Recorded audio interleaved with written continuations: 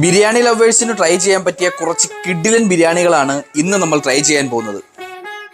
തലപ്പാക്കട്ട് ബിരിയാണിയും റാവുത്തർ ബിരിയാണിയും കിട്ടുന്ന ഒരു കിഡിലൻ സ്പോട്ടിലാണ് ഞാൻ ഇന്ന് നിൽക്കുന്നത്. ഈ സ്പോട്ട് എവിടാ നിങ്ങൾക്ക് ആർക്കെങ്കിലും അറിയൂ? അല്ലെങ്കിൽ വാ. എന്നാൽ നമ്മളിന്ന് ട്രൈ ചെയ്യാൻ പോകുന്നത് ഈ 3 ടൈപ്പിലെ ബിരിയാണിയാണ്.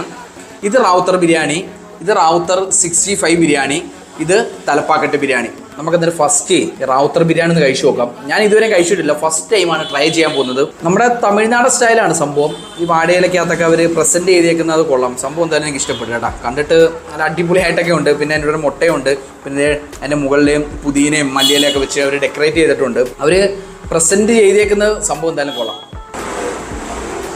ഇതുണ്ടല്ലേ, പീസ് എടുത്തിട്ട് ബാക്കി പീസിൽ അതിനകത്തിരിക്കുക, കാരണം അത്രയ്ക്ക് സോഫ്റ്റ് ആണ് സംഭവം. നമ്മൾ തമിഴ്നാട്ടിൽ നിന്ന് കഴിക്കുന്ന ഫ്ലേവേഴ്സ് എല്ലാം കിട്ടുന്നുണ്ട് നമ്മൾ കഴിക്കുമ്പം. സംഭവം എന്തായാലും കൊള്ളാം. കറക്റ്റ് തമിഴ്നാട് സ്റ്റൈലും ബിരിയാണി.